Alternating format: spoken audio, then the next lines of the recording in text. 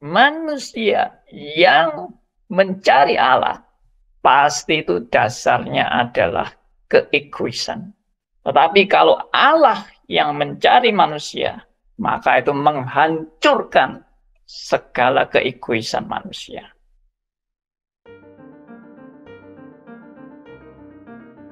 Manusia itu memang tidak mungkin bisa mengenal Allah dari kekuatan dirinya sendiri. Manusia-manusia ini tanpa anugerah Tuhan pasti dalam kebutaan. Maka adanya agama-agama itu tidak menunjukkan bahwa manusia sungguh-sungguh mencari Allah. Agama-agama ini justru menunjukkan manusia mencari Allah menurut versinya atau kebenarannya sendiri-sendiri. Menurut kebenaran-kebenaran manusia itu sendiri. Tidak mencari Allah yang benar-benar Allah. Sesuai dengan yang dianalisa oleh orang ateis, kita pun juga menganalisa yang sama bahwa terbukti banyak pertentangan-pertentangan di antara agama. Terbukti Allah agama A, Allah agama B, Allah agama C berbeda-beda dan berkontradiksi. Maka Allah yang benar-benar Allah bukan Allah menurut manusia, tapi Allah yang menurut Allah.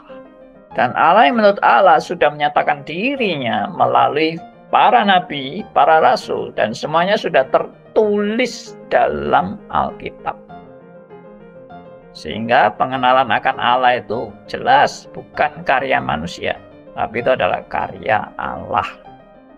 Manusia di dalam kesesatannya merasa bahwa aku harus berusaha mengenal Allah dengan kekuatanku, dengan kesungguhanku, dengan keinginanku, semuanya diupayakan dari segala kekuatan diriku untuk aku bisa mengenal Allah. Maka segala upaya diusahakan untuk mengenal Allah dari manusia, dan itu pasti fail, pasti gagal.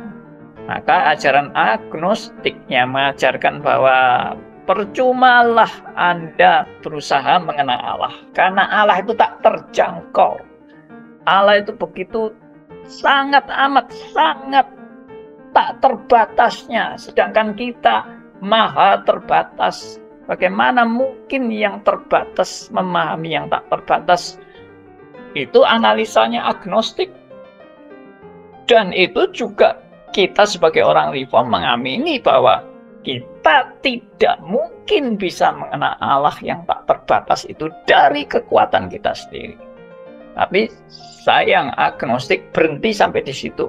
Sedangkan pemahaman ajaran reform menegaskan karena manusia yang tidak mampu untuk bisa mengenal Allah yang tak terbatas itu, maka Allah yang menghampiri manusia. Allah yang datang kepada manusia, Allah yang memperkenalkan diri kepada manusia. Maka manusia memang tidak mungkin bisa dengan usahanya untuk mengenal Allah, itu tidak mungkin. Tapi yang memungkinkan adalah karena Allah yang memperkenalkan diri kepada manusia. Di Facebook saya sudah mengeluarkan suatu statement pengandaian. Pengandaiannya, jika manusia yang mencari Allah, pasti itu dasarnya adalah keegoisan. Jika manusia yang mencari Allah, pasti itu dasarnya keegoisan. Kenapa? Berpusat pada kemampuan manusia, berpusat pada keinginan manusia, berpusat pada kebenaran manusia, berpusat demi kepentingan manusia, egosentris.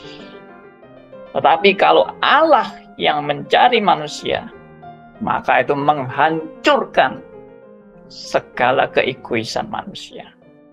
Ya, kalau Allah yang justru mencari manusia, itu menghancurkan segala keegoisan manusia.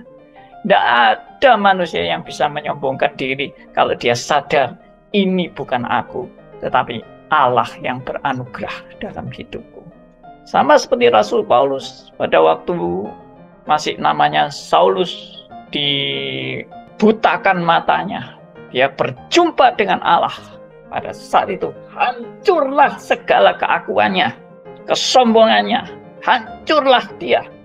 Karena Allah yang mencari dia, bukan dia yang mencari Allah. Pada saat dia yang mencari Allah, dia begitu sombongnya. Dia begitu merasa hebatnya hidupnya dia. Hebatnya kedudukannya dia sebagai orang Farisi.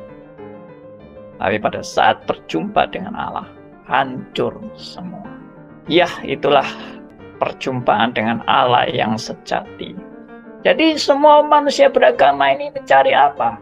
Mencari Allah menurut versinya masing-masing. Menurut kebenarannya masing-masing.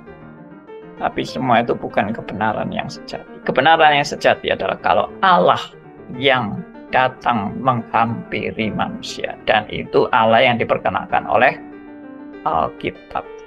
Puji Tuhan.